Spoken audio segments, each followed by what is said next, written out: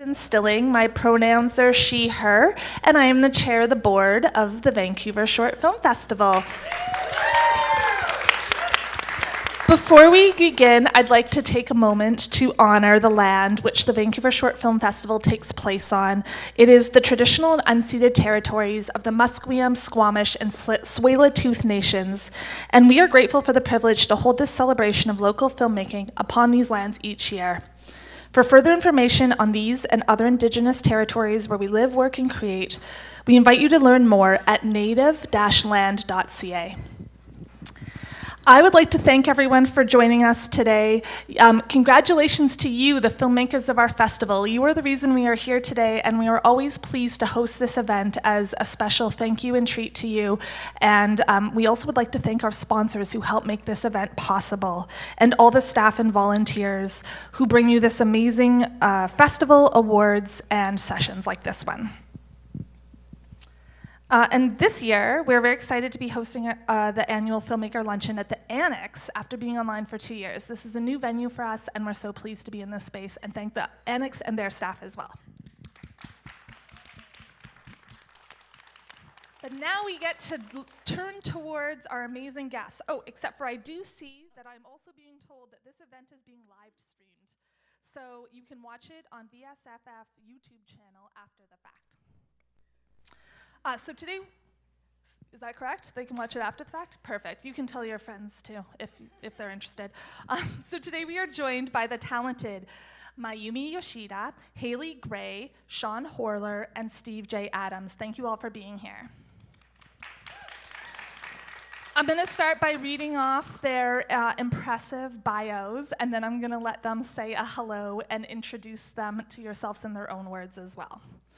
So Mayumi Yoshida, born in Japan, raised in 3 countries, is an award-winning actor, writer, director based in Vancouver, BC. She's an alumna of talent programs including Warner Media times Canadian Academy Writers Program, the TIFF Talent Accelerator, and TIFF Writers Studio.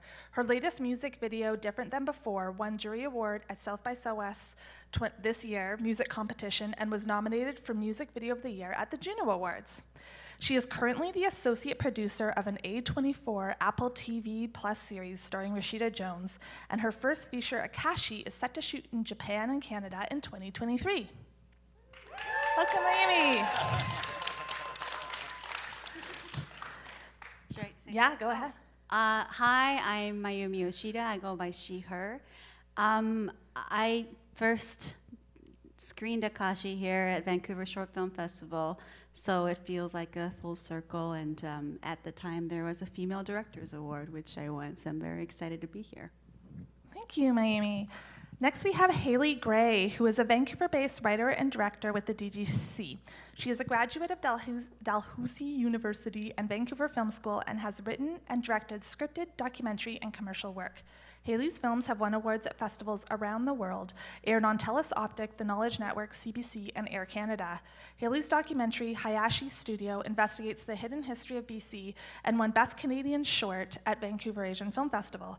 Her NFB-produced documentary, Unarchived, premiered at VIFF this fall and examines how to make erased histories as researchable and accessible and the dominant historical record. Her film, Send the Rain, speaks to the devastating results of BC's wildfires. It premiered on CBC and won the Golden Egg at Reykjavik International Film Festival and won the DGC Short Award. Hayley co-wrote and co-directed a Heritage Minute, Paldi, A Place for Everyone, which aired this spring. Thank you so much. Hi, everybody. Thank you so much for having me. My first short documentary, Hayashi Studio, screened at Vancouver Short Film Festival, so I'm super, super happy to be here. Yay! Mayumi was in it. And next we have Sean Horlor and Steve J. Adams, who are a directing team based in Vancouver. Their latest feature, Satan Wants You, premiered at South by Southwest this spring, where it was one of the buzziest titles of the festival and lauded by Variety as a documentary that's as chilling as any narrative fiction. The film, which explores the origin story of the Satanic Panic, has a 95% fresh rating on Rotten Tomatoes and has sold out theaters across Canada and the United States during its festival run. They have directed and produced over 20 projects together, including the award-winning feature documentary, Someone Like Me, and the Vancouver Short a Vancouver Short Film Fest short, The Day Dawn Died. Their next feature is about a notorious political family that broke the internet in 2010s, and they are proud members of the queer community. Woo! Happy Pride. Yeah, right? It is Pride Month. Thanks for having us, and it's such a pleasure to be here. Also, like our short film at the Vancouver Short Film Fest, I mean, that for us was like one of the turning points in our career. For that film, after that, we started making features, and everything blew up, and it's been amazing. Yeah, I think it was like actually seeing one of our films on a screen. I think that was like one of the first times, and it was kind of a crazy experience for us. So we're really happy to be here. So given that our audience is primarily all filmmakers who have a short in the film festival this year, and you have all previously had a short in this film festival, of course, I feel like a natural first question would be to kind of talk of your journey to shorts to bigger projects, and maybe kind of summarize the key turning points in that transition, and maybe one of the biggest challenges or surprises that you faced along the way. Does anyone automatically feel like they have a response to start with? I can go. Thanks, Mayumi. Sorry, the question was from shorts to feature, what the process has been, and maybe one or two kind of noteworthy like events that came along the way of that process, and then maybe something that surprised or challenged you.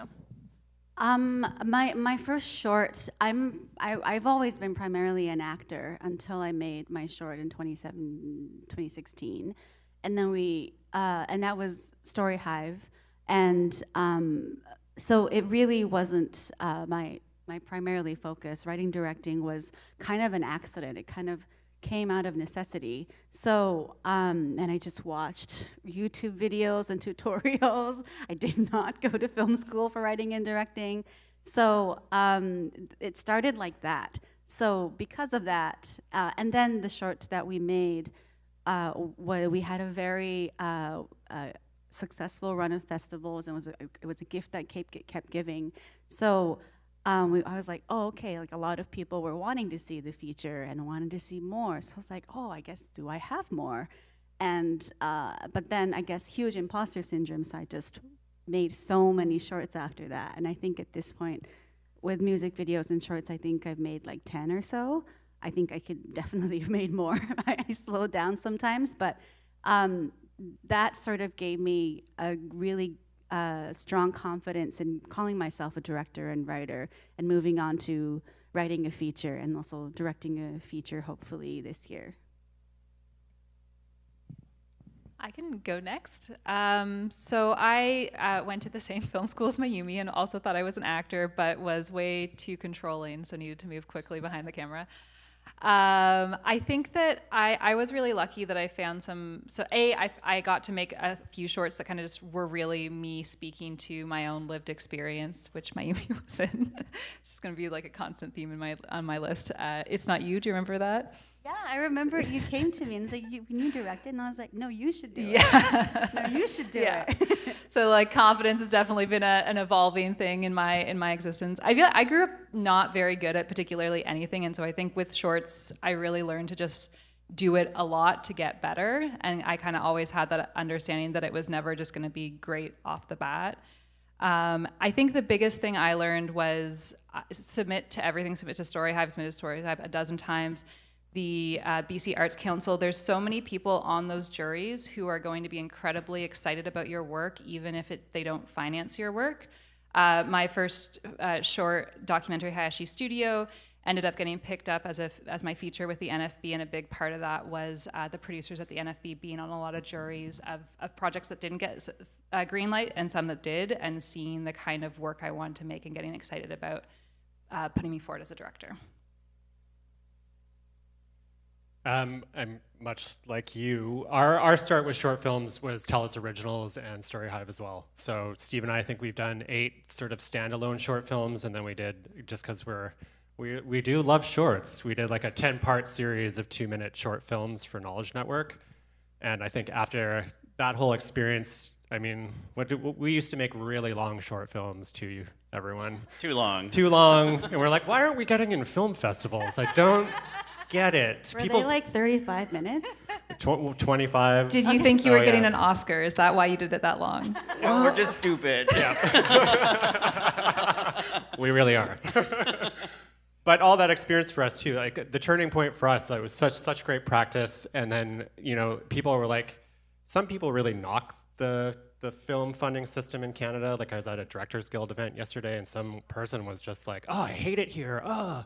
I'm like, they give you money to make films, and especially if you want to transition into features.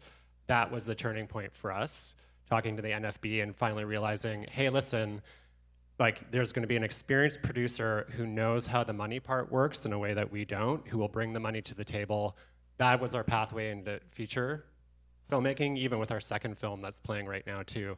An experienced producer who had all the connections with all the funding in Canada, got us into the door, and then your career changes. So yeah, no, it's just like, it's that repetitive nature of just doing it over and over and over again that was really beneficial for us, because we really learned the inside and out of what filmmaking was, and we did a lot of it too. We were producing, we were directing, we were editing some of our stuff, so it was very much about like learning as much as we could, and then taking all that experience and then beginning to push it into feature. Yeah, that's kind of what we did. Actually, that leads me to a next question, thought process. Can you describe the pieces that are going into either making your first feature if you're about to, or what you did to piece together that first feature? Like, how did you make it work in terms of financing and partners? For us, we were looking at like who the funders were in Canada and what they were looking for. So we were tailoring the idea to who we thought would be able to make the film with us.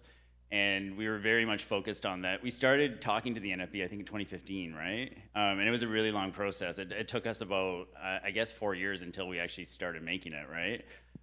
So it was a long process. We really like figured out what the idea was gonna be. We really like, we shaped it, we tried to make it into something that we thought would be an interesting film. And then the NFB eventually bit, and you had to stick with it for a long time. It's going to take a little while, but if you can do it, you can make your first film. Yeah, I would add to that. I also did a feature with the NFB, and it definitely is a tricky process to be like, right now I'm going to spend 3 months on this thing that I'm getting paid for, and then I'm not going to do anything with it for another 2 months while they're figuring things out. And I think figuring out the balance of that gig work that is directing can be really, really tricky. I've forgotten what the question was. It sounded like you know It what you're happens doing. to the best of us, truly. I answered something. What was it? Who knows? Yeah, I was asking the partners and financing it put in place. So it seems like both of you made your first feature with the NFB as like the kind of sole financer and partner. Yeah, and that was like an amazing process for everything that you guys just said. I've just gotten telefilm funding. Oh my gosh, probably shouldn't say that, for my narrative feature. Don't tell anyone, the internet.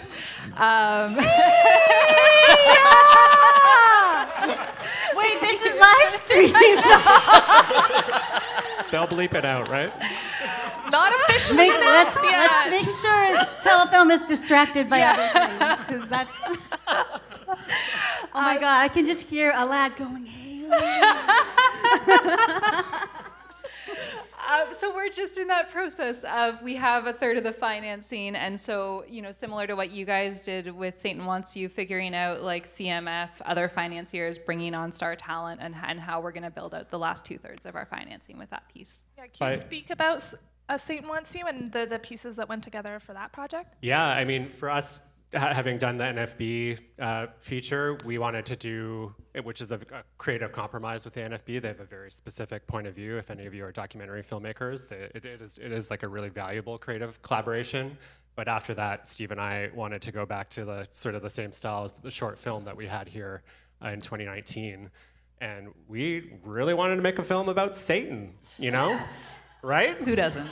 And it's funny knowing like, part of it is your idea, right? That's going to attract funders and going to attract a producer and attract all of these things to you.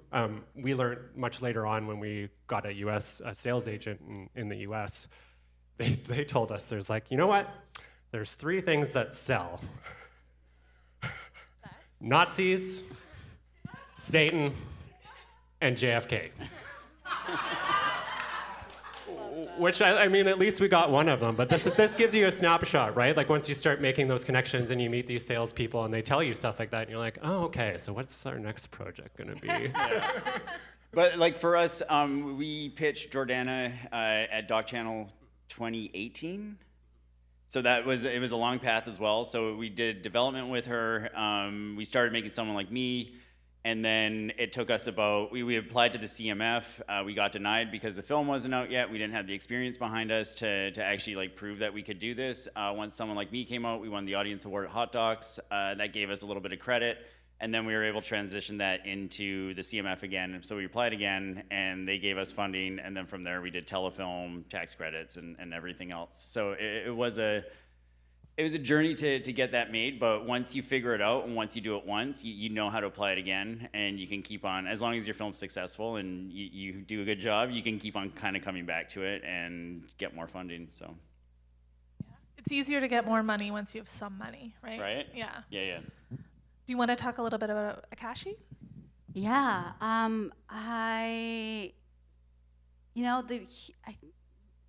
first of all, narrative feature funding is extremely hard. Like extremely hard, especially if you're not making a horror. Like it's truly, truly so dry out there. And we've just experienced that at Cannes, everywhere we go. Every executive we talk to, every studio we talk to, they're either looking for genre or something just that they have never seen. Drama is so difficult. Doesn't mean you can't do it. Doesn't mean it doesn't go to movie theaters. We all, there's a lot of movies that are coming out that's drama and that's already in theaters and stuff. It's not dead, obviously. It's just extremely tough. My personal experience of this journey has been, and I think this is a lot of BIPOC folks, but it starts with, it even started with just convincing Telefilm that they need to make a film like this. It wasn't even allowed. So we're not even at the start line. We're not even at the start line of, are we allowed to make this film? Which has changed, thankfully. Thanks to because you. of Mayumi. Because of you. And a lot of people, like a lot of Mira, like a lot of people have advocating for this and suffered under this. So the fact that it's changing is really exciting. I think what could be helpful for other people that I think people can relate to is when I was just like devastated and like, oh God, what am I gonna do? How can I change the mind of a country? I thought about, I guess what other people do is like get into fucking talent programs. Sorry for swearing. And because I was just like, I don't know, like what am I supposed to do? I wrote a Twitter rant, like what am I supposed to do? I can't, I don't know. So, and then I did apply. And then somehow I did get into like these talent festivals and then talent programs, and then went to these festivals, which was like TIFF and Warner and whatnot. And then getting into that pool of people got me a better understanding of how to just survive. Not only, because there's a lot of ways of funding. You could go to film festivals and meet producers and financiers. You can do the grant and you can apply for these fundings. But ultimately, I feel like it's so emotionally taxing, the process of trying to get your feature funded and making a feature, writing it, like it's so emotionally taxing. So getting to meet other people who are also in the process of trying to make a feature happen was actually very, very helpful to realize that like, oh right, it takes 10 years for some people. And I guess that's the path I've chosen. If I care enough, then I'll do 10 years. And it's been our 7th year, and hopefully if I get to shoot this year, the film will come out in 2025. So like, it's a whole process. So all the grant and all that stuff is like, you can talk to the producers, the financiers and all that, but as a filmmaker, I think really finding that a tenacity in you is like, or like that, why are you the person to do this? People are always gonna ask you, why now? Why you? Why must we see it? If you know, then ultimately, Celine Song made a film called Past Lives. Did anybody care about love romance? Until she made it, and you're gonna see it. So, yeah, I would, as much as there's a lot of, I know we're talking about financing and stuff. There's a lot of resources that a lot of people can share, but ultimately it's just how long you can run, I think. And you need to believe in it if it's going to get financed. Yeah, it's true. And as a director, I think it's like they're financing you as much as the story. They're like looking at you thinking like, okay, I'm investing the next 5 years of this person. So that's why I think you really need to believe in yourself, not just the story. Okay, so I guess that leads me to a question of how do you personally like do that, like kind of sell yourself? Where do you lead from when talking to someone about why you should be the content creator they should invest in? I feel like knowing the room helps. Like the meeting that you're having, who is this person and what are they in it? What's this meeting about? It's really awkward when you start pitching when they're not about pitching. So I think that helps, but ultimately it's, I think, really being authentic, because that again is gonna get really tiring if you have to like put on a show to like, there is a bit of a show for sure. I think when you're pitching, you kind of have to like, I don't know, wear nice things, I don't know, or not. But it's, I think knowing who they are, what they're doing, and why they want to talk to you.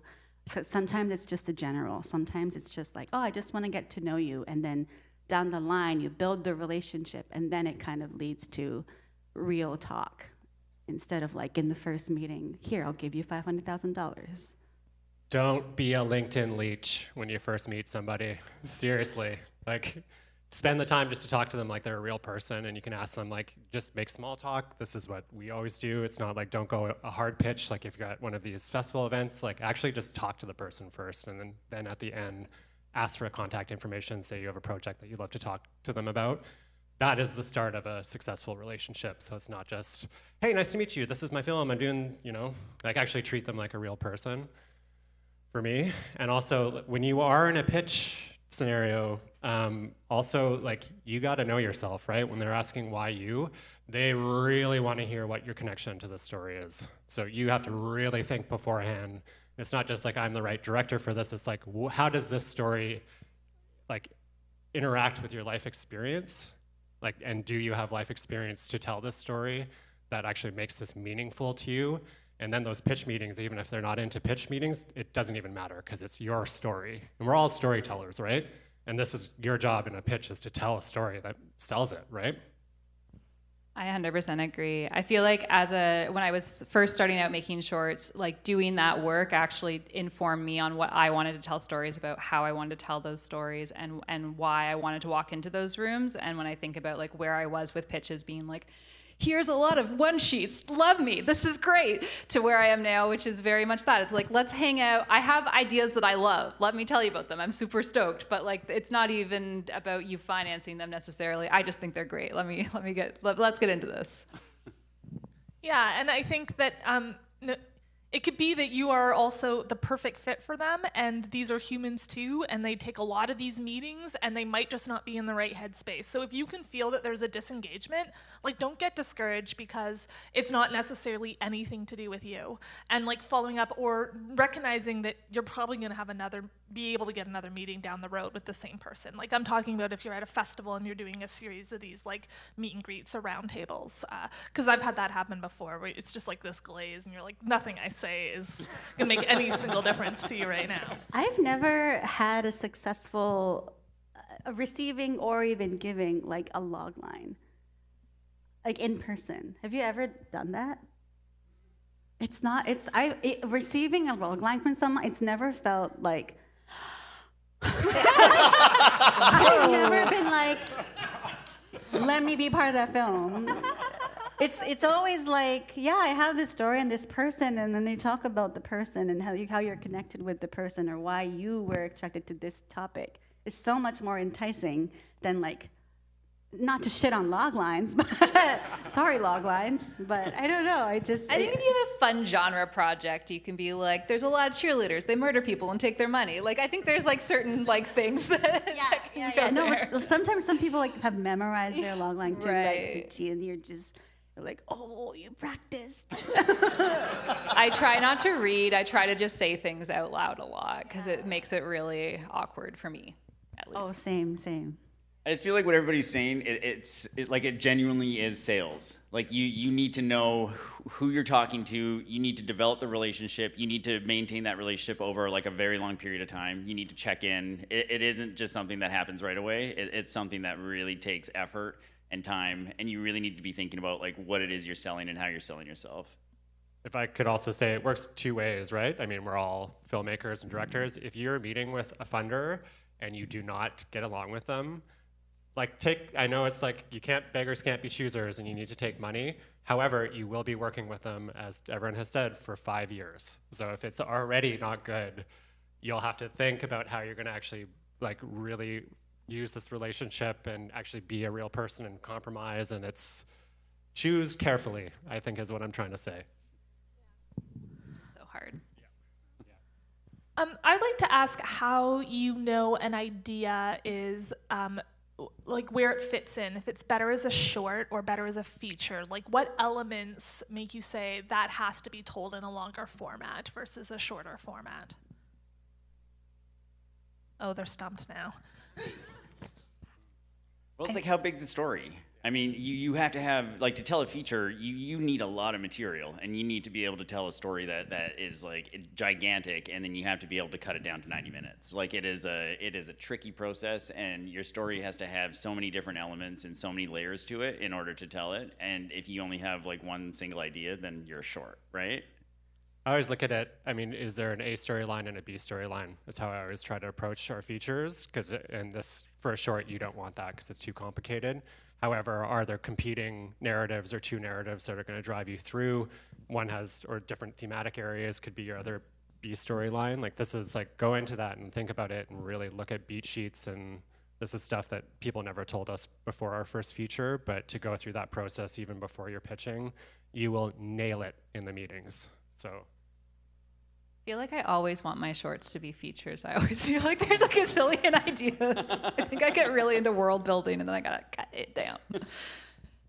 I think it depends on the character's journey. Like if it's a slice of life, like a moment that this character needs to accomplish, or if it's that, then I feel like it could be a short.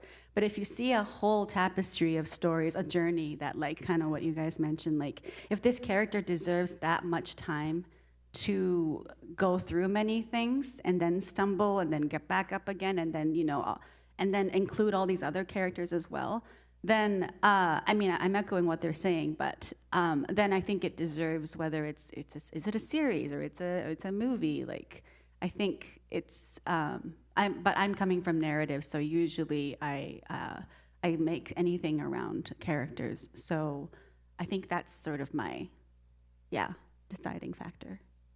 I would just add to that like when you do build these big tapestries, and if you aren't at a place where someone's giving you money to make an entire feature, sometimes you can find like a really beautiful nugget that can live in a short world that can help you tell your feature later. Okay, I want to go back to the start of your careers as content creators and ask the question of where you kind of pictured your journey being at that point and how that has now shifted to where you are now. When we started, we had no fucking idea what we're doing. Like, none. We just thought we wanted to make films, right? Like, we thought we wanted to try this out. We taught ourselves everything. And we didn't really, you were always like saying feature, feature, feature. And I was always like internet, internet, internet. And it just kind of like. I won. I also had a slightly different path than Steve. I mean, I wrote a book in the 2000s, and that was sort of my entryway, and have a fine arts degree and went to university and did all of that path. It was never about film, it was about writing for me. And I moved to Vancouver, and 6-7 months after I moved here, and I had an idea for a reality show, and I sold it with a friend of mine and hosted the first 2 seasons, and that was like my taste of film and TV, and I'm really fortunate. I thought at the time, oh yeah, I deserve this, but I'm like, holy, I can't believe that actually happened in hindsight, right? And then I met Steve, and we had like a filmmaker program through OutTV that let us do our narrative short, and neither of us knew what we were doing at all because we didn't go to film school, and it was like trial by fire. And after that, we were hooked. And it still took 5 years to actually make another film after that, so be patient with yourselves. Yeah. So looking into the future, where do you see yourself progressing in the next few years? For us, we're really trying to get into the American market. We're pitching series ideas right now. For us, going through South by with Satan, everybody wanted more. They just wanted like a bigger, more expansive universe. So we've just been taking as many meetings as we can right now in the States. We're looking at we're talking with agents. So we're just really trying to get, I mean, we need to make money. That's kind of like where we're at right now. We should say too, we went through, you hear about these big festivals, right? This is like everybody's dream, these big US festivals that are gonna change your life. We went through the slush pile. So do not think that you cannot do that. Our feature went through the standard submission online. We didn't have anybody arguing for a film except for ourselves, contacting the programmers. We did it. So you can do it. And it is actually what people, if you go prepared, either with your short film or a feature, a festival like South by or Sundance or Tribeca will change your life. If you go and you're gonna do it and do all the work while you're there for however long you can stay, meet all the people, take all the meetings, do it. Because you'll leave there and your career will go. Which we're so lucky, and we never thought it would happen, to be honest. Congratulations! It's just so exciting. Yeah. I was supposed to go do my master's in psychology and become a therapist, and then wanted to run off to film school to be an actor. And I remember being on the plane watching a really bad sci-fi from the 80s, being like, if they can act in this, I'll be okay. I can do something like this. I can do a mediocre 80s show. So I had very low goals for myself. And then I just kind of wiggled my way, and honestly, I did a lot of commercials as an actor and was watching everybody behind the scenes getting very excited about everything else they were doing and seeing what a team they were, and thinking about all the other pieces of film that happen between or beyond action and cut. That led to casting, which led to production coordinating, which led to production managing, which led to line producing, which then led to writing and directing. And so for me, it's always every year I'm thinking like, okay, what's my next goal? And like, how do I get more of my work to be in the things that I love and less of the work to be in the things that I just don't love doing as much, but still enjoy. Don't want to like shit on like PMing. It's a fun job. It's a good job. I've been very lucky, but directing is fucking great. Again, it started from necessity, and I think, but what I keep holding on to since then is, first of all, like this short was a gift to my grandma, so I just wanted to do justice, and that's sort of been the core for my feature as well. I think if it's just something that I came up with, I don't think I would have cared this much. Another thing, yeah, so that, and after making the short, you're like, oh, what's the next short I want to make? Oh, what's the next story I want to write? And the question kept staying, like, well, not the question. I guess how I ask myself is always like, what am I caring about the most? So that is always my core. If it's a series I'm writing or a short or a feature, I'm anticipating thinking about it for the next 20, 30 years of my life. So if it's, and that's something that actually I'm not comparing myself to him at all, but in the writer's studio at TIFF, one of my favorite directors came to chat, and he told us that I have a lot of notes on my notebook, and it's like a stupid idea. It's a one-line idea of like something, and then I keep it there, and there's like hundreds of them, but sometimes I walk it like just living life, and then I think about that one line. And if I'm keep thinking about that thing for like 3 or 4 years, I think that means I want to make a film about it. So, and that's sort of very similar to me. That was Richard Linklater, by the way. And I felt like, yeah, that is actually how I process stories. I don't sort of like, okay, I need to write a story. I don't do like 3 days of like, oh my God, I need to come and start. I just live life, and then I'm like, oh, I wonder how she would feel if she was in that situation. Or like those kind of glimpse of moments just pop up as I'm living, and that makes me think that like, oh, I'm thinking a lot about her. It makes me think like, I think she's probably there. And as I've sort of realized that I formed something around her, I realized that, okay, this is something to write about. Or I want to include it in the story that I'm currently writing about. So from that beginning till now, I still think about, even when other people come with, or my agents come with like stories of like, hey, there's this movie, and like there's, or like this opportunity, and like, and if I'm not feeling like I'm gonna care about it and I'm not gonna be proud of it, then even though it's probably gonna be really good pay, it's probably gonna be a good opportunity, I guess, I just can't do it. Because and that's probably why I'm still indie, but it's I don't know. I think about the amount of energy we put in as directors, the amount of care and effort that goes into every step of it, and if I'm not caring about it, it's gonna fall apart. Is my fear. So that's just been from the very beginning. Anything to add? Yeah, I feel the same way. That actually makes me think a lot about the documentary work. And coming out of my NFB doc, I was like, I don't know if I can make another documentary for a really long time, because you're putting so much. You're not building character. You're with people, and you care about them so much, and their lives are so important to you, and you need to do so much justice to them. And you also want to build those. I want to build those relationships for the rest of my life. And then you think about how many documentaries how many friends can I have in a 24-hour day and a 365 days of the year? It gets really overwhelming to think about like kind of the involvement with all these pieces, and so being really selective to what Mayumi's saying is just so important. Did you guys find that with your doc work? It's a lot. I mean, you have to maintain those relationships over a really long time. You're telling people stories, and then you have to like show how you've translated that story in a film, and it weighs a lot on us. Like it's a lot to deal with those relationships, and it's super stressful. And being in that film and being in the project for 5 years is like a really, really intense process. And I think you need to think about that when you're doing a feature. It's going to be with you for a really long time, and it's gonna wear you down. Sometimes it's not a pretty process, and if you can stick with it, you can maybe turn something out really beautiful. And then you sell it, and it's still a 15-year license, and it's forever in your life. Yeah. I want to talk a little bit about creative collaborations and teams you assemble for the different projects. And what do you need out of a creative collaboration or looking for?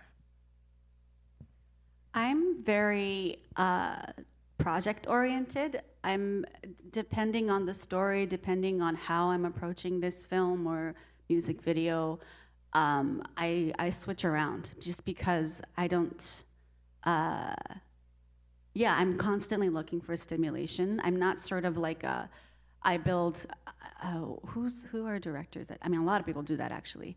I always work with this 5-6 people, and I have those people too, but it's very, very, very small, and it's. I actually purposefully try to change DPs. I try to change like major head of departments so that I can be stimulated in a different way, and different narratives, different characters. I think these artists can bring different things. So I look at it that way. And then also sometimes it's just like, I've just been wanting to work with you for the longest time, and I think this is the one. So yeah, I like to change it up. Yeah, I would echo that. I feel like I've learned so many different things from the different cinematographers I've been able to bring on to different projects and different producers. Every single experience has made me better, and I feel like I can sponge from all these people, and then come back and build something else with them later. But I 100% agree. I like jumping around. I think for me, like big picture, like anyone that you work with, I look for three things. Can they communicate? Do they ask questions? And do they listen?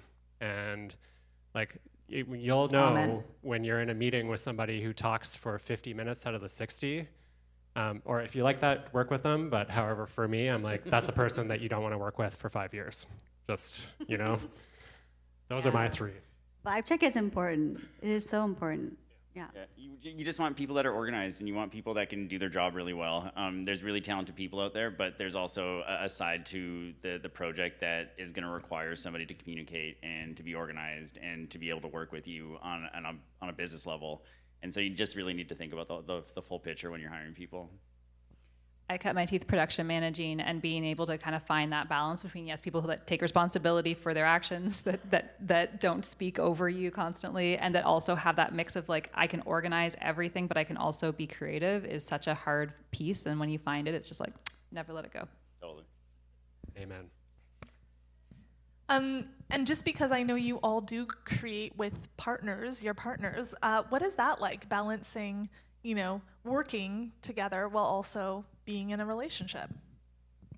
I've been very lucky that I'm like obsessive. I think about, there's like maybe a millisecond that I don't think about what I'm making. I'm always talking and thinking about it, which is so annoying. So I'm so grateful for Natch that he's so good at turning it off and just being like, I'm gonna play games, or like, oh, I'm like doing this. And I'm also thankful for my dog for just taking me out of the house. Like it's those switches I feel like is so important. And at times I had like we had to sit down about, okay, we need to like figure out how we manage our work time and then personal time.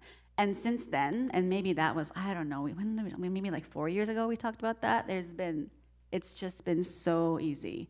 I mean, it's always been easy, but now it's easier that like I'm aware of like, oh, right, yes. And then I can feel like, right, I need to turn it off too, because it's so good to not be too obsessive about what you want to solve.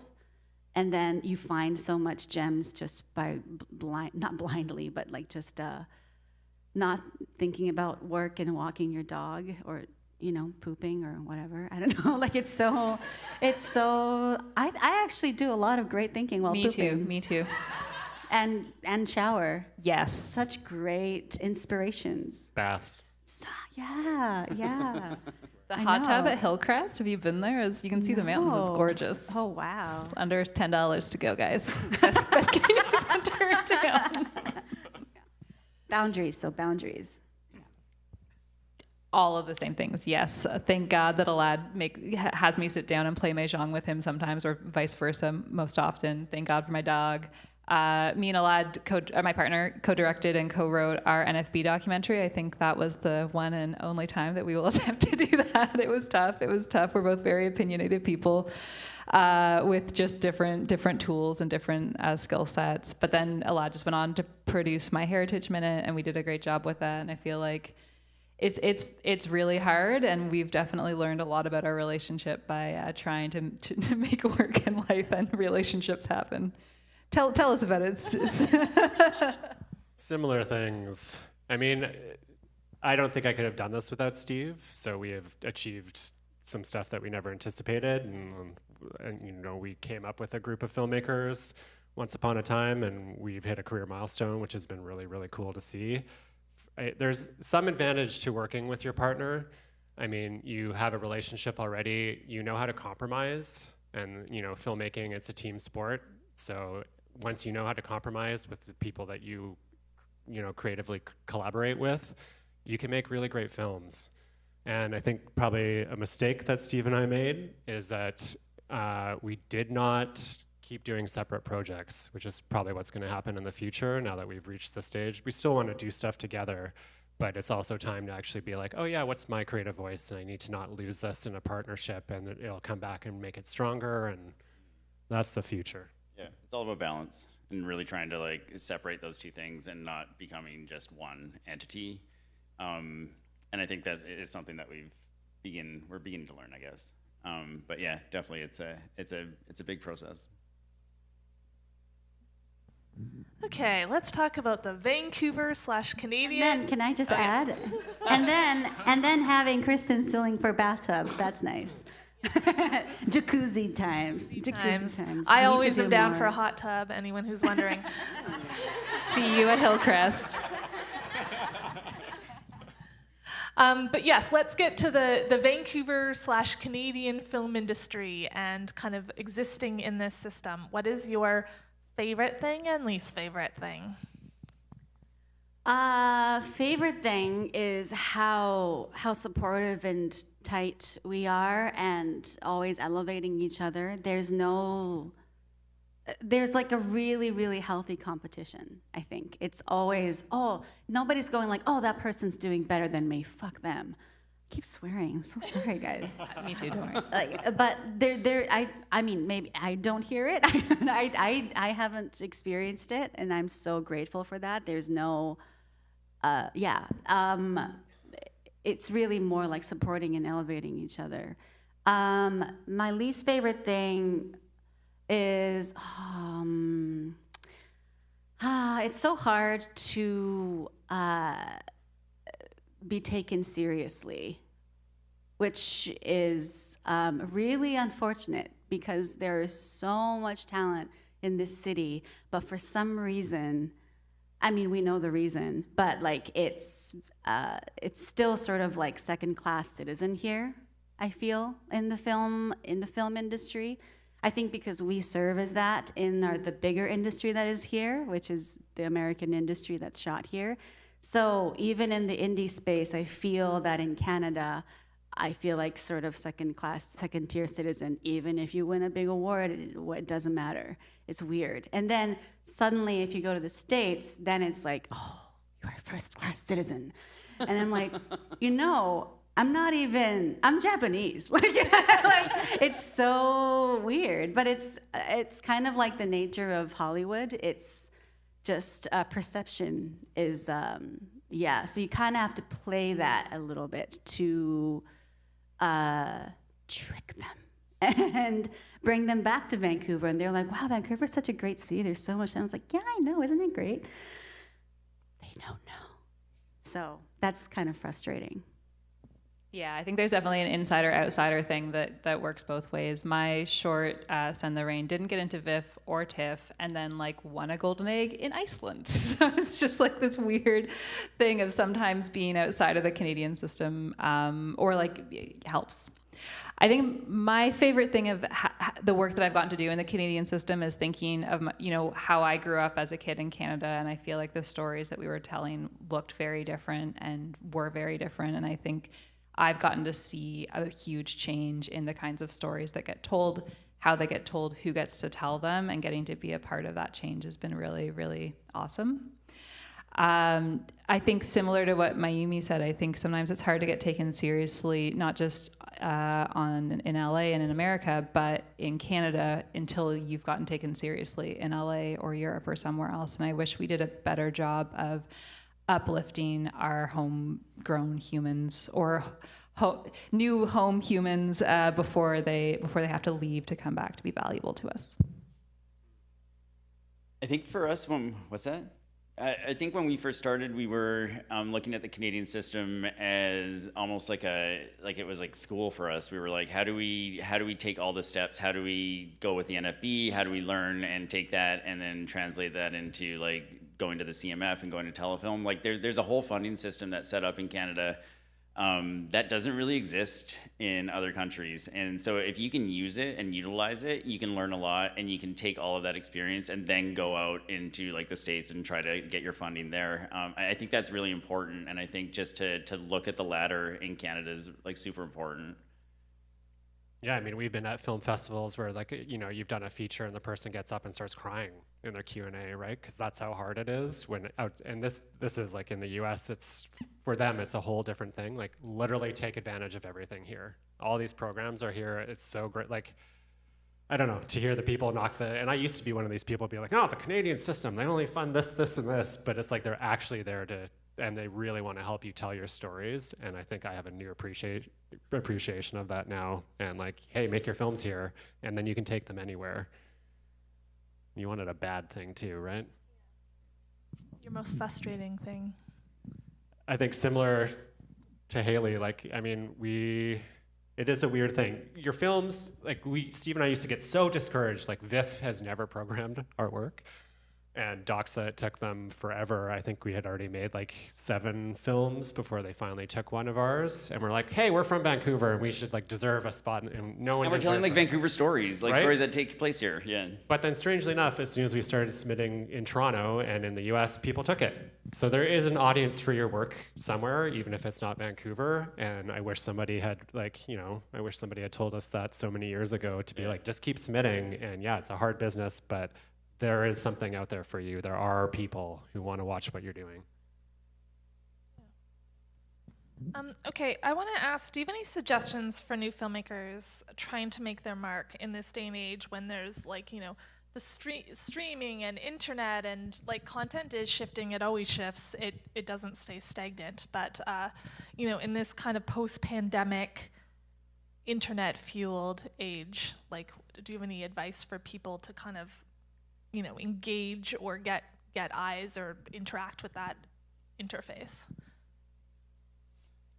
I don't do that a lot, so I don't have any advice on like, I don't know. I don't have TikTok. I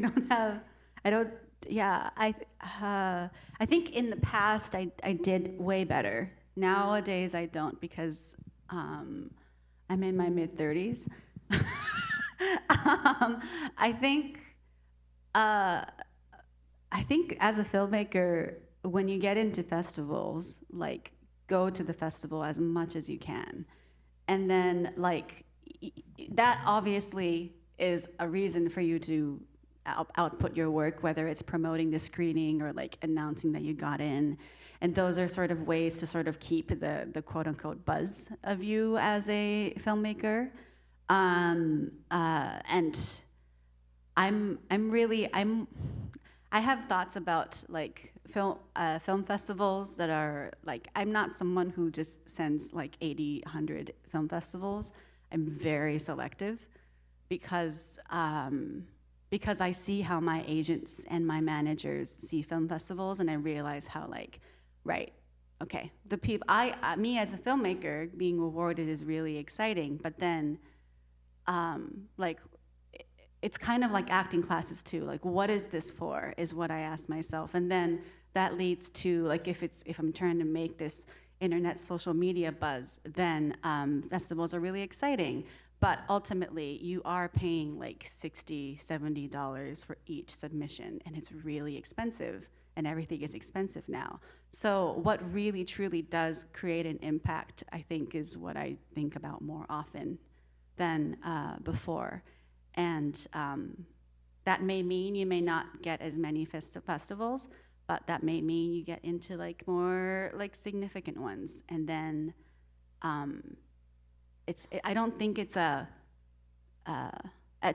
in terms of output for your work and your presence on social media, I don't think you need to always be on it, to be honest. I think there's enough space for all of us. So when someone's not looking at me, someone's gonna look at Hayley. And when someone's not looking at Hayley, they're gonna look at Sean and Steve. Like, and that's absolutely great. I adore that. I don't want I love like 30% of someone's attention, and that's great. But don't be We can afraid share. don't be afraid to promote yourself. So like anything that happens with your career, any like achievement that you make sure that you're just talking about yourself, because it is really like you have to sell yourself the whole way through. We like when we first started, we'd get into like some stupid little festival and we'd be like, whatever, we shouldn't be talking about this, or it just felt like really stupid to be talking about ourselves. But it's super important. You're your own cheerleader. And then also, like through social media, you have your whole life history of people who want to see you succeed, who are going to comment on your stuff and share it. I have people now from like 20, 25 years ago share my stuff and write me, like, share your work because it's so rewarding. All these people want to see you do it, and they're so excited for you to make your film, for it to be in a festival. They want to tell everyone about it. Like, post. Absolutely. And like, what is your life as a filmmaker outside of that validation? I think it, for me, has been really important too. I feel really lucky that I've worked on sets a lot that aren't my own as well. And so like figuring out what I want to build and how I want to build it has a lot to do with like the ethos of what my day-to-day life is in those spaces and who I want to work with. And so it's not always, you know, there's a lot of times where there's nothing going on in my social media, but I know I'm working on things with people that I love and thinking about things that I'm excited about. And so when you don't get that outward validation from the outside world, I think having those spaces and those people are really important. Yeah, I feel like I'm also bad at like promoting myself as a content creator, and mostly because I don't find the space that like collaborative or gives anything back. It's just like all output. But then I guess it's like engaging with people, but in a way that is not necessarily interactive. So I don't know. I feel like I kind of want to explore that idea a little bit more. Like when you are posting and reaching out, like what is important for you, the messaging, or do you think about that, or is it strictly just details, like this is where the screening is, this is what's happening? I feel like Mayumi says she doesn't do too much either, but Well, when I when I do, I really try my best to make it personal and not take it too seriously. I learn a lot from all my friends who are really good at it. Just, I wish I was cooler. I don't know. Some people are so good at You're it so and just cool, like Amy. so cool, and I'm like, oh God, may as well not say anything because I'm not cool. So, but I think when I do, I just try to make it a little bit more personal, I guess. I think it's been hard for me to make it about myself, and at least with the last few projects I've done, I think it's been easier for me to think about it as like, this is a community that is so amazing. Like, I love what they're doing and you should know about them. Or like, I had an amazing crew who spent 12 hours for however many days working on this project because they cared about it and believed in it. And I want to make sure that the work that they did is seen and heard and understood and valued. And so I think when I make it about my community and not just about me, it's easier to be like, look at this really cool thing that we all did together. I think one of the favorite things I did on social media, maybe you can only post about your film so many times. So like when you get into a film festival, you can really do like one or two, or maybe you'll win an award and you can post about that. For me, I think there was a festival where I wanted to watch a lot of films, and then I did like sort of like one sentence reviews of all the films and tagged the director and other producer and crew members in it, and then did a tweet thread of it. And I met so many people doing that, and that's a different way to approach the festival. So it's not just self-promotion, and you actually get to interact with other directors, and the festival will often retweet or repost what you're writing about the films that they've programmed. And that was like a really good social media thing for me. Follow everybody. Like anybody that you talk to, any films you like, comment, tell them that you like their film, tell them that you like what you're doing, and just make those relationships, because eventually you'll meet that person and you can carry on those relationships through your life. So it's super important. I also feel like it depends on like what role you are. I think like actor social media is different, DP social media is different, director social media is different. So, and some people are like just straight up don't care. I'll just post whatever I ate today, and then my dog's nose, and like Stop talking about me. And that's it's totally, everything can exist. I think some people are really curated, and I think it's really cool. I think ultimately, just don't stress out about it, because there's a lot of other things to stress out about than I think social media. And if somebody's good at handling it, totally give that person that job if they want to do it, and be thankful for it. I think it is such a great way to share your feelings and then your wins and then sometimes your losses too, because everybody also learns so much from seeing other people's not failure, but struggle. Okay. Out of curiosity, how many of you have like a professional social media versus a personal social media? No boundaries. I mean, I am my art, right? Essentially, all of us, to some extent, you are a director or whatever role that you have in the film industry. There is no division. It's like my personal account. Somebody told us this, I think somebody at Story Hive told us this. They're like, don't do a company account. You guys, your career is going to be with you forever. Use your personal account, post from there, post work, post personal stuff, do whatever you want to do for your account, but you are what you make. Then what have you found important for specific projects? Like what social media has been beneficial, and what would you say isn't really worth the investment? I'm thinking like all the social media accounts, but also like websites and other like Facebook pages and other places to engage. I'm really surprised how many people go to their websites. Like I have my own website, but I'm really surprised how many people would check my website before talking to me, and I'm like, didn't even think, I guess I should update it. It's really, but again, I've sort of made it less stressful for myself that there's one part that I would update often, and I would link it to social media so that it's not absolutely dead for my website, and some people can like, oh, if they really want to see like me currently, they can go to my Instagram or they can go to my Twitter. Just sort of like changing up what is more official. I guess in your sense, I think the officialness is like the website, and then my Instagram. Not a lot of things make it to my feed. Actually, I think my Instagram story is like it's a free whatever. I just do whatever I want on my Instagram story because I don't care. I mean, it's exciting.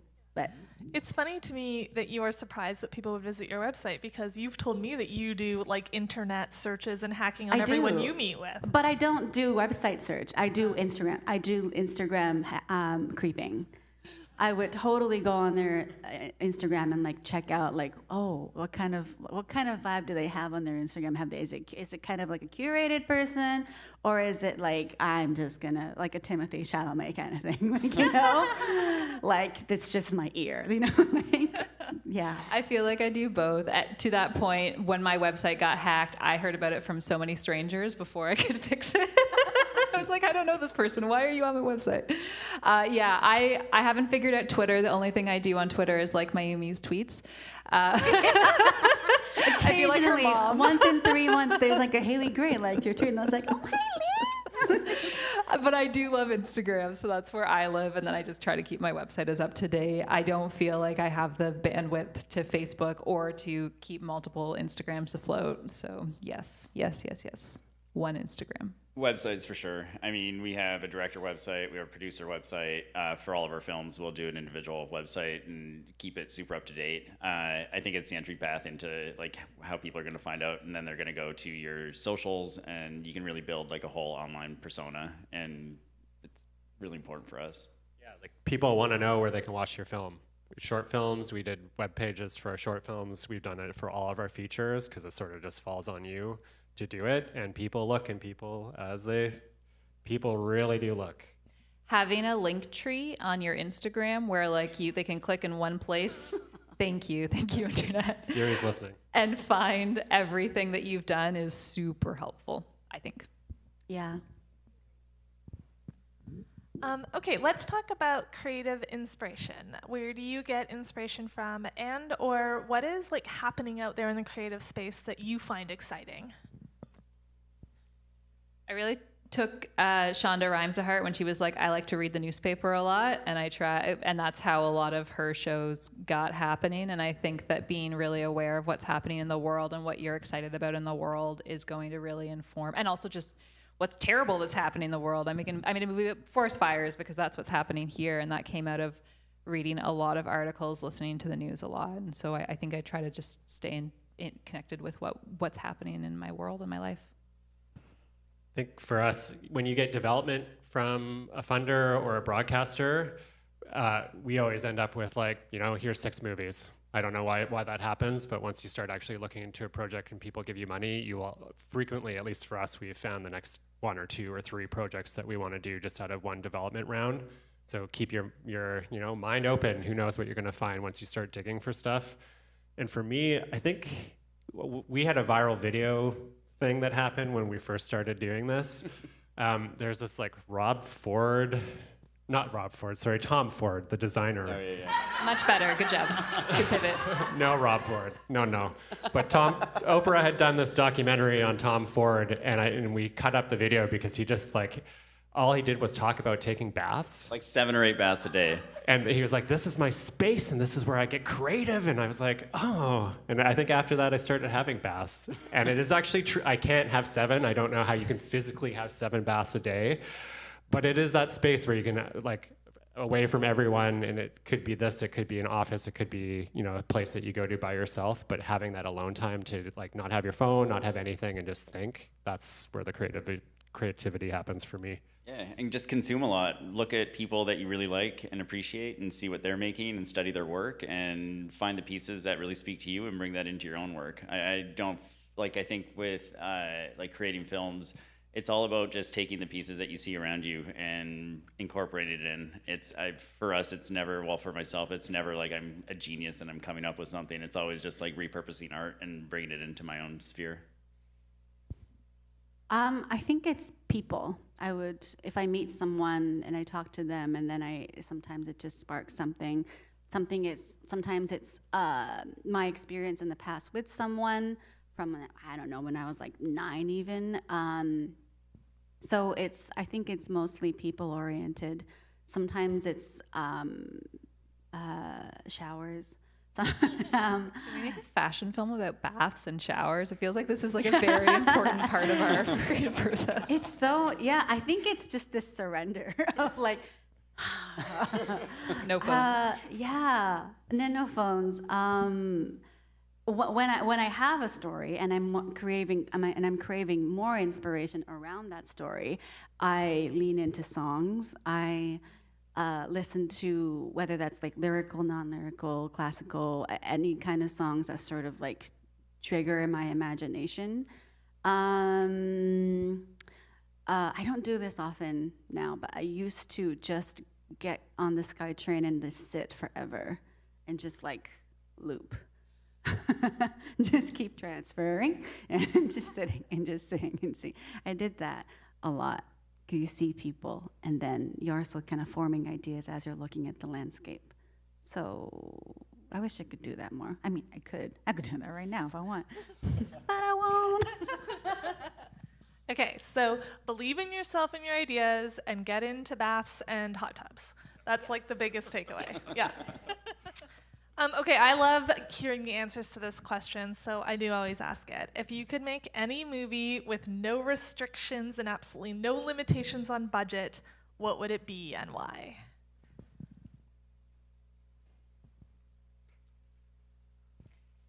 It may not be like the movie, but I have a film I'm currently trying to make about a cheerleader who murders a bunch of people. Take their money? Thank you, everybody. And I'm trying to figure out the budget, and I'm a PM, so I do like my 1.5, my 2, my 5, and it's tough because like in a perfect world, this could be a fucking $10 million movie with big ass lights and like stadiums and sponsors booths and so many cheerleaders and so much blood. And then scaling that down is really tricky. And so I feel like with all of my films, it's always this conversation of like, what do I get to do? What don't I get to do? And how can I make it as amazing as I can with what I have to work with? But maybe that's your La La Land. Because like Damien Chazelle wanted to make, I think, La La Land, or I think he wanted to make that first.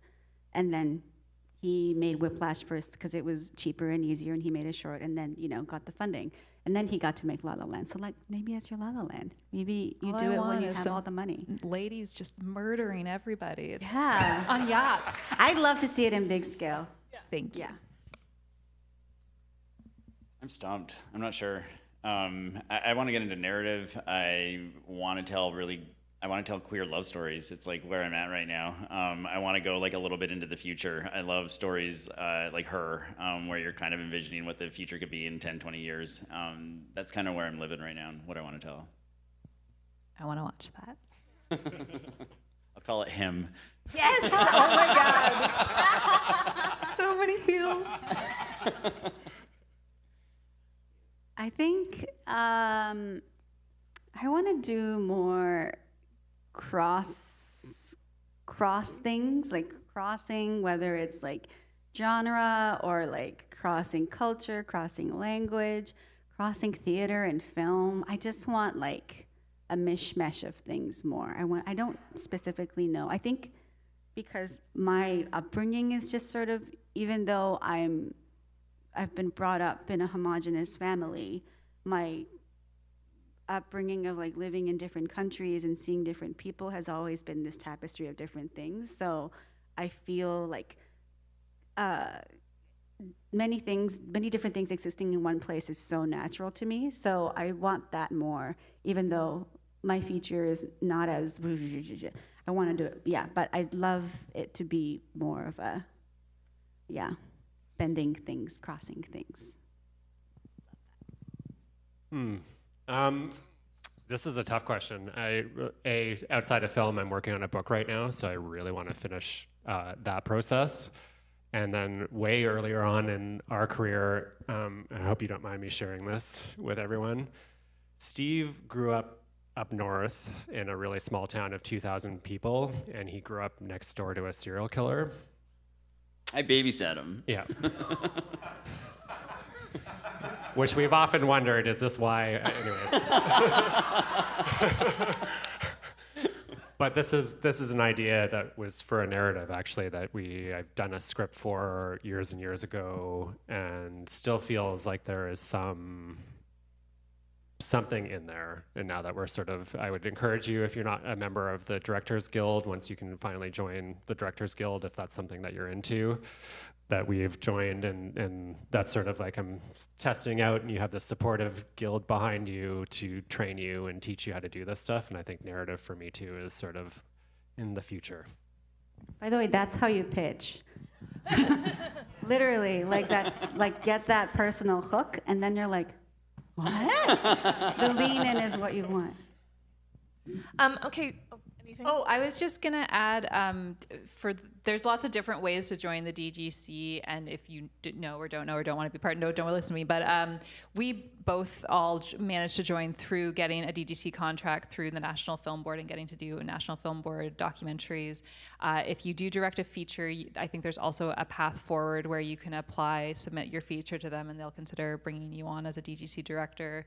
That has been an amazing experience for me, and it sounds like for you guys as well. And chat with me if you want more information. Okay, we are wrapping it up. So this is the last question, and it is parting advice or anything you would wish to share with our short filmmakers here in attendance. Final thoughts and. It's gonna be hard. Directing movies is not an easy path, and you're gonna feel kind of delusional at points. But if you stick with it and you keep your eye on the prize, you can do it. Come back to me. I would just buy more parking than you think. Okay. So come back to me.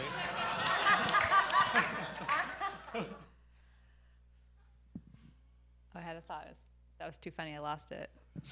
I think my big piece is I'm a really impatient person. You can ask a lad. I have no patience for anything.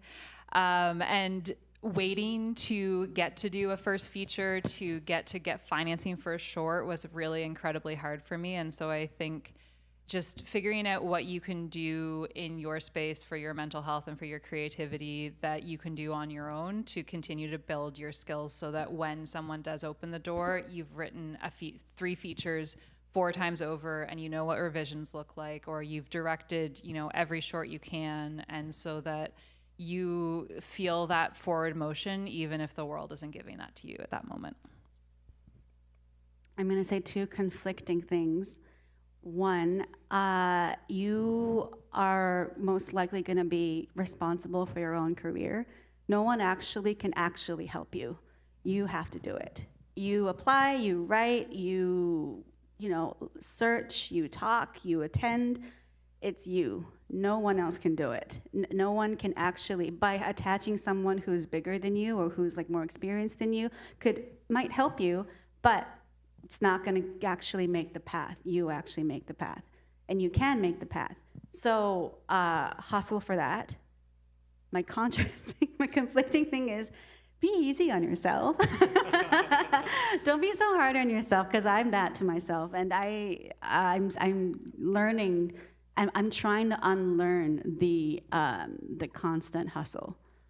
I don't always need to be 100%. You don't always need to be 100%. When you attend a party, you don't always have to be super engaging. You can just be there. It's fine. And showing up is like more than enough. If you don't get things, don't be so hard on yourself. Move on to the next thing. There's always next. And then hold on to your really cool friends who will take care of you when you're trying to be easy on yourself. Yeah, I think that balance is really, really important, to know that no one can help you. You have to do it, but also give yourself that promotion to just like take a break, or give it a breather. Yeah, people post about their successes, and so it can often feel like everyone else is getting these things and you're not, but they just don't post about all the many, many rejections they get along the way to those few successes. So yeah, I've seen it time and time again. People don't get one thing with a particular project, get really discouraged, but then like a year later they get something that's even bigger and better, and then they get to make their project, and it's just the cyclical nature of it. Back to you. Yep, parking success. I think one thing that we've learned, there's a thing that happens with every project, at least for us. Like, you're going to work so hard on a short film for years, or a feature film for 5 years or more. It's going to play at a big festival. You have all these hopes and dreams. That's going to happen. And then afterwards, there's what we've called is like the post-project depression. Like, seriously, it might not happen to you, but if it does, like, everyone that we talk to who are filmmakers are like, oh my God, like, there's like a low that happens after what should be the highest moment of your career. Just embrace it. Do not work through it. Go, if you can take a break, if you can go on a trip. Take a bath. Yeah, take a bath. But like, seriously, like, you deserve that break. Don't think that you have to keep, even if it's a day, if it's a week, take the time off. You'll be so much better for it. And as everyone else said, when you succeed, celebrate it, because you worked really fucking hard to do it. Celebrate it, own it, have the joy. That's it. Can I add one thing? Of course. This is not related to this. I just want to acknowledge that I'm so grateful to be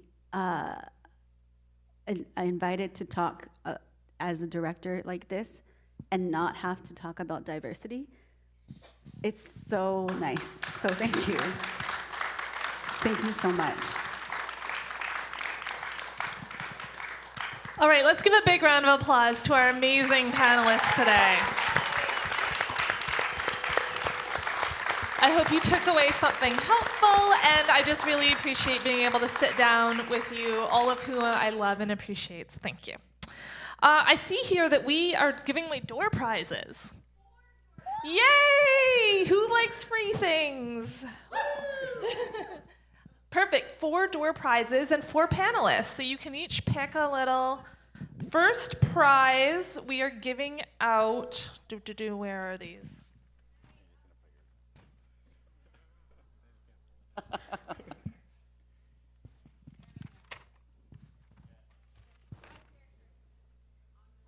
Okay. I was like, it was on this sheet, but now it's not. I don't know what happened. Okay, perfect. So Mayumi, you are going to be a 1-year-long membership to the Film Local upgraded account. Okay. Do I read the number? Oh wait, each person gets this, Andrea?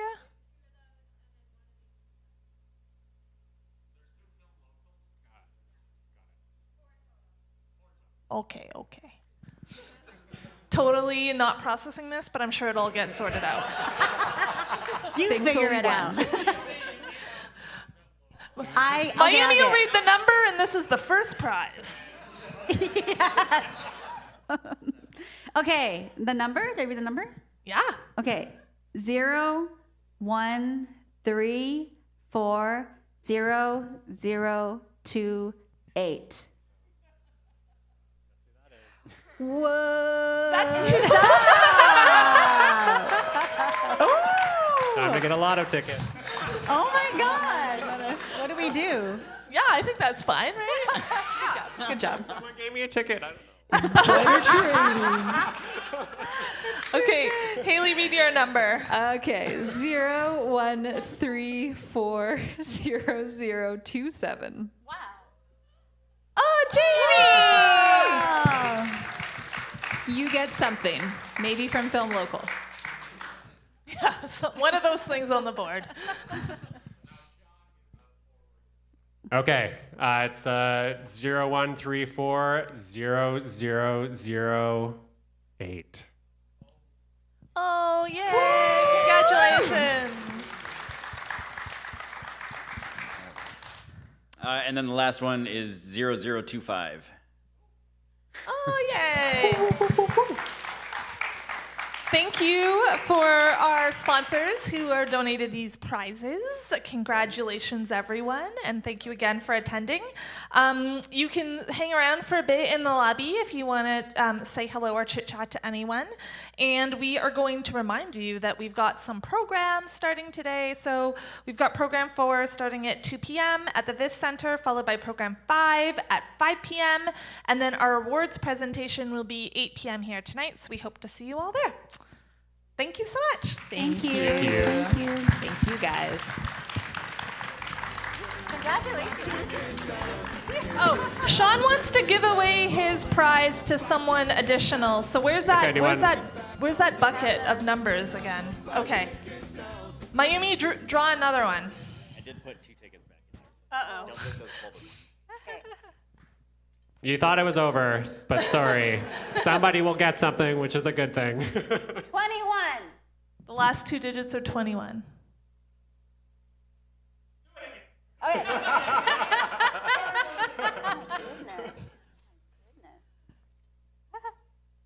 29. Okay, there we go. Yes, We have a winner. Thank you all. Cue the music.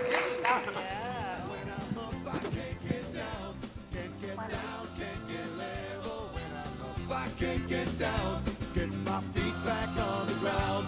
When I'm up, I can't get down, can't get down, can't get level. When I'm up, I can't get down, get my feet back on the ground. Oh, I can't get down. Oh, no, I can't get down.